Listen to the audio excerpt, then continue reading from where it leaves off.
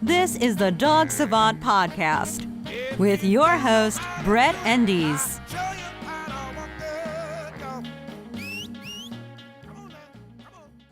Hey everybody, welcome to the podcast. This is the Dog Savant Podcast. I'm Brett, I'm your host. We are at episode 29.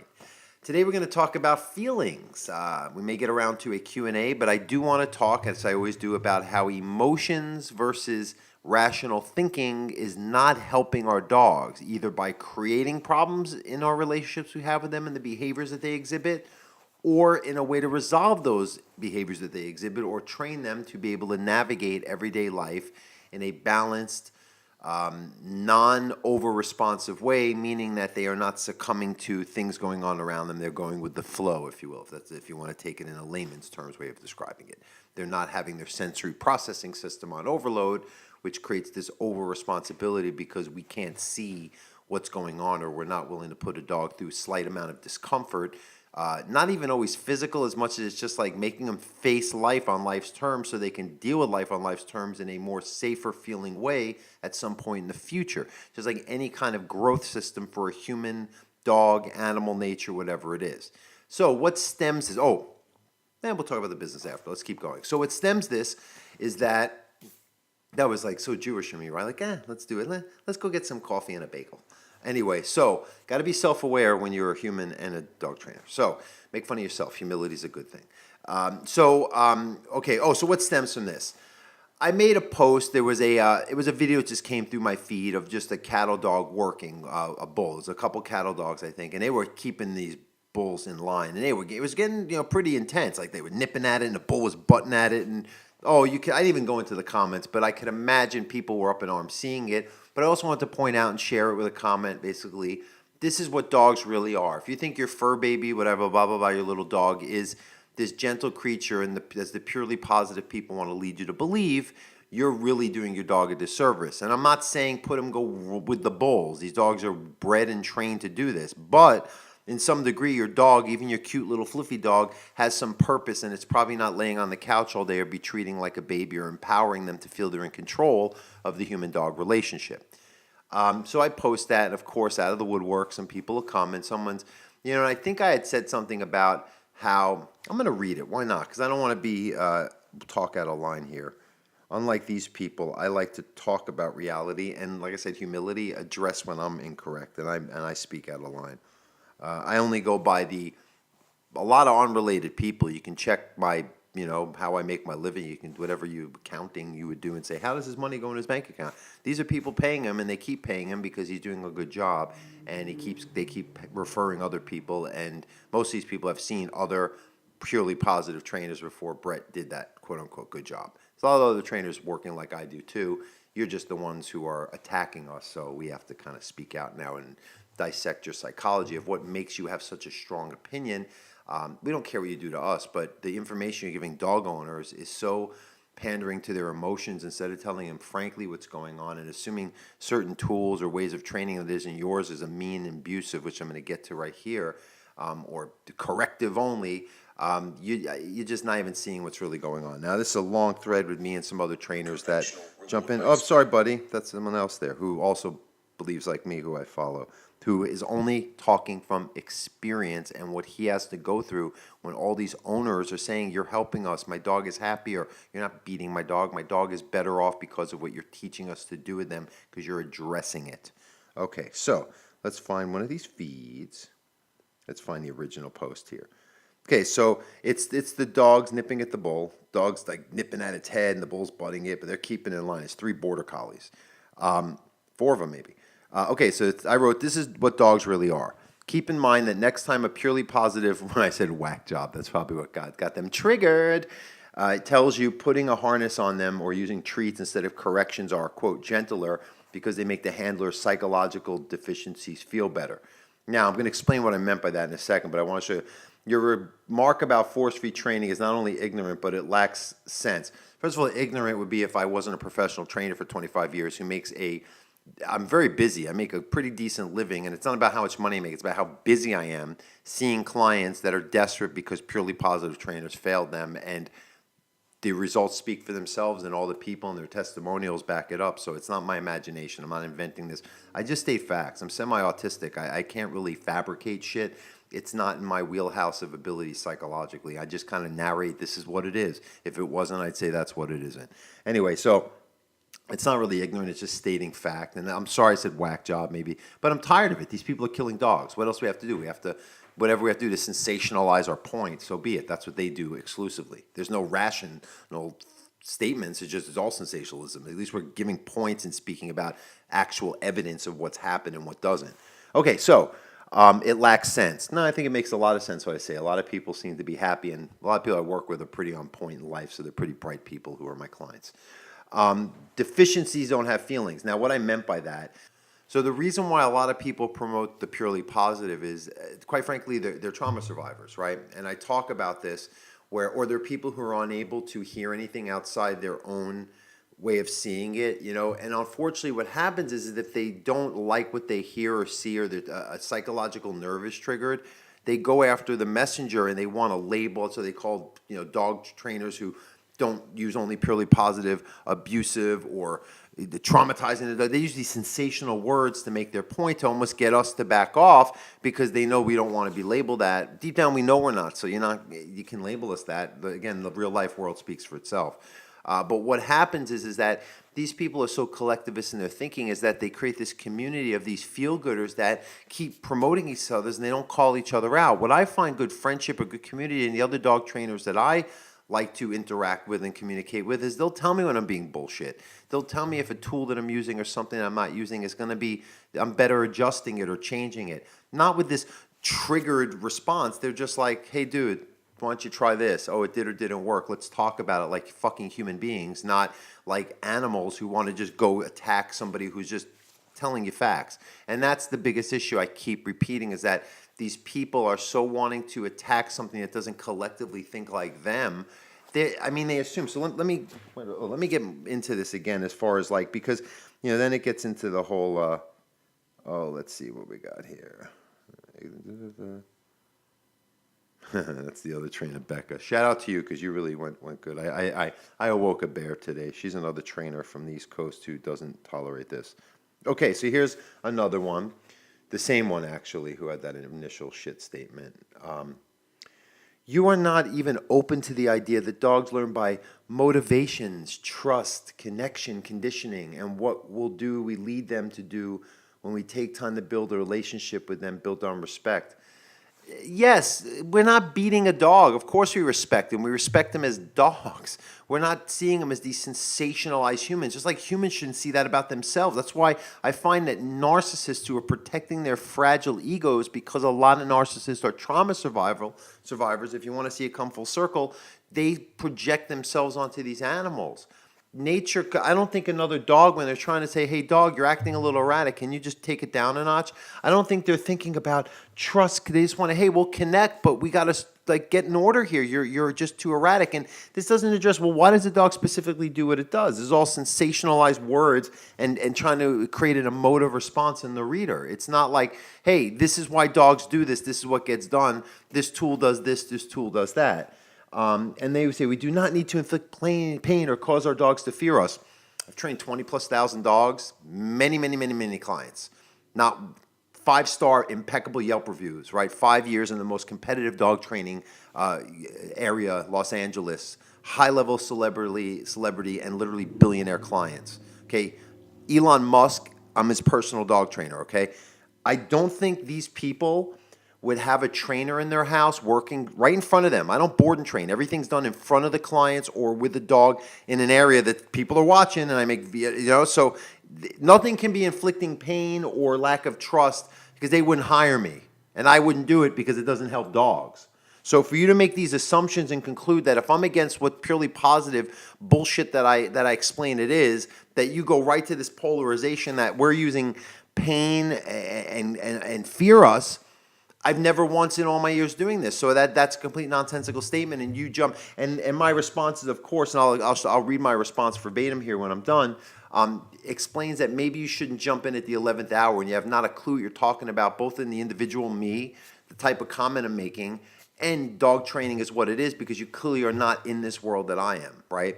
Doing what I do every day, 60, 80, 100 hours a week for many years, okay? With some of the toughest dogs, dangerous dogs that these people wouldn't even bat. They just say put it down or put it on medication. Guaranteed. These people are weak-minded, and that's the point of this all. Sorry if you get a little heated here, but it's bullshit because you see how they jump in and they're not even speaking. There's no validity in their comment. Yes, they feel valid, and then when you point it out, they keep trying to create validity when there's none because they have confirmation bias issues, or they disappear, which is what happened. These people are so ignorant and so dangerous for dogs. Guys, if you're watching this, really, it's enough. Not you purely positive. Screw you. The real people, speak out against this. We're not beating dogs if you're not giving them treats all the time. You can't feel good all the time for growth. This is basic principles of life for humans, for our children, for success, for relationships. You go through the grunt. You don't sit in Netflix and chill 6 hours a day. You get out there, you deal with the goddamn elements. It's such a problem now in our world, and it's killing our dogs. Enough. All right? So really, this is good fodder for this podcast, but it's enough of this shit. Yeah, I'm cursing. Ooh, I'm aggressive. Yeah, I'm aggressive because I'm expressing passion for something that I've had enough of because I care that much to do it. What do you do every day? That's what I'm saying to these people. Suppression through force does not create mentally stable dogs. If you're quoting yourself, you only repeat what you know. Excuse me, we don't use force to train dogs. We create sensory integration, balance, focus, and a sense of purpose and the right relationship with the dogs. And then, yes, we use treats. We reinforce the behaviors, but you deal with the root cause. You're not shaping it for 4 goddamn years to get maybe this weird, contrived zombie dog that doesn't have a consciousness to just navigate life properly. I know these are big words I'm using for dummies like you. And the issue is that you can't even address why a dog does in the first place because most good trainers can walk in and resolve an issue in a minute by presence and not threatening presence or doing anything physically. And yes, proper training collars can send the right message through a leash because energy transfers through a conduit. You're not snapping on the dog's leash. We're not chokering a dog. We're not using old Kohler methods. We're not alpha rolling. Listen, I'm not alpha rolling a dog, but I'm creating rules and structure and I'm creating a game plan for a dog. People come in the house, they're going to jump on someone. I'm going to show them a sure-footed direction to be in that with a calmer, more focused response. And then the conditioning that you guys solely rely on becomes the norm, but there's an expectation you put on the dog, and they're not going to like it if they have a bad habit of behavior problems or coping mechanisms that puts them in a state of high anxiety or seeing everyday life as a perceived life or death threat because you people can't get out of your own feeling-based way of operating because it's uncomfortable to see a dog go through mental or emotional discomfort. Physical, I don't talk about because nothing I do really does cause pain. I tell anyone who says like this, come see what we do. And I'm not trying to convince anyone. I'm just saying this is nonsense. How these people try to sell the dog-owning public that they're force-free, all that shit is A, what works, and B, worse, the alternative is something this horrible. You want to see dog abuse? Go dig into the internet. I'm sure you'll find plenty of what real abuse is. Not making a dog learn how to navigate life and at one point not think something that's natural and normal, like seeing a dog on a walk, is going to kill him because you're afraid to take the harness off the dog. Insane. It's enough. And people like you, Jennifer Pendleton, I'll call you out by name, dangerous. I don't care what rescues you think you own, you're dangerous to dogs. If you think you're going to chime into someone else's Facebook post that has nothing to do with you and you don't take the time first to go watch my show, watch my videos, listen to my podcast, and then maybe you get a better wide breadth of knowledge of how I approach dog training. It ain't by punishment, force, and go see what I do in the real world. Come to my class. Saturday mornings, 9 to 10, Griffith Park. Corner of Los Feliz Boulevard and Ferndale Drive. You'll see my clients who pay me, who keep coming back and are very happy with the work I do. And endless time. Again, don't sell myself. It's just insanity. These people are so delusional that they can't say, you know what, I'm fucked up in my thinking. I got to take a step back. Look at what I'm doing. I'm trying to hurt people that are helping. No, you're just so self-righteous and have such confirmation bias. You're the mindset of people that are ruining everything good with the world, not just dogs. But I have to speak out for dogs. It's really upsetting.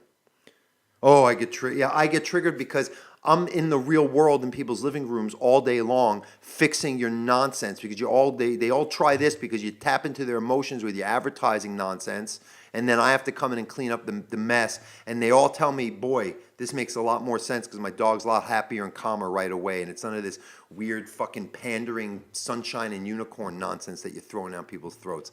Enough. So my response, I would recommend maybe listening to a couple of my podcasts and taking a scope of my body of work before commenting on one post I made. You seem kind of ignorant here. Again, I make a follow-up post. Why do you assume I'm using force? I would say you have a couple thousand hours of media I've pumped out over the years that you may want to review before jumping in blindly on an experienced dog trainer. You have no idea what his body of work is. Exactly.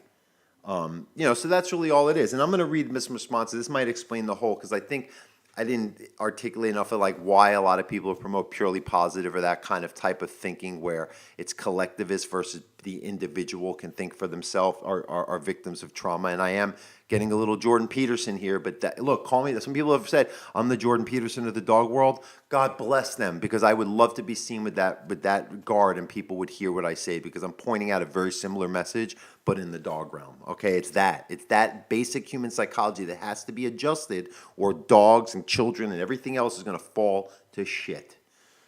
Okay, so my thing is the actual goal of most narcissists, in parentheses, purely positive dog trainers, or those who think everything should feel good all the time, close parentheses, is to bring others into their entire, quote, feel good, quote, realm. Because they have many unresolved internal issues, and instead of dealing with them and being uncomfortable, they just project their nonsense onto others because they are in a constant ego-driven state. Most people who promote purely positive thinking and safe space mindsets for our children are trauma survivors who are projecting their own unresolved psychological issues onto other people and innocent dogs because they can't handle reality on reality's terms. I've got to work on run-on sentences. As I've narrated for years, I'm chronicling my experience from the thousands of retrains. I'm not exaggerating, seriously. From the thousands of retrains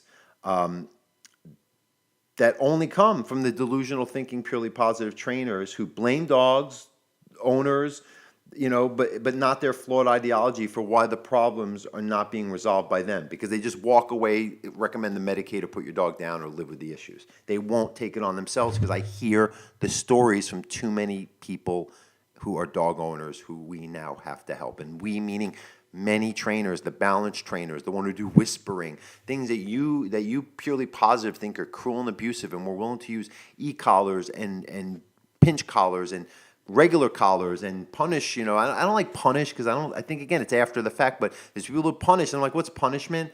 Well, they tell a dog to go to their place when they do the wrong thing. Okay, maybe the dog has to learn there's some kind of, I don't believe in physical punishment, but okay, if you call it that, right? Correcting.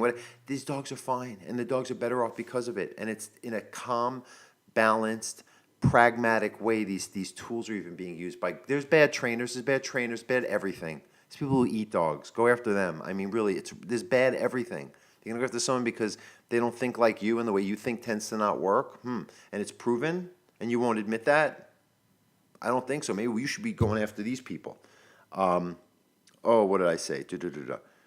So they can't on Rowley's terms. All right. As I've narrated for years, I am chronicling my experience from the thousands of retrains that only come from delusional thinking, purely positive trainers who blame dogs owners but not their flawed ideology for why dog problems are not being resolved by them and their insane everything is awesome, like the Lego movie approach to both dog training and life in general. And notice how they get triggered by the truth, and they attack the messengers like me.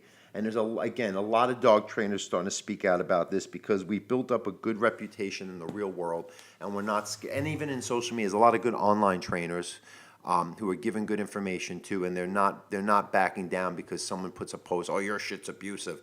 Really? Well, the ASPCA hasn't knocked on my door yet, so somehow what I'm doing is helping, and it's keeping me in business if the owners keep coming back, so I'm going to keep doing it because people are saying it's working. And we're doing this for the dogs, not for our egos. We're not trying to show the world we're humane and great and we have to look good in everyone's eyes. We don't give a shit about appearances and fitting in. That's the difference between us and collectivists. Collectivists have to fit in, or they feel like they're out of the herd.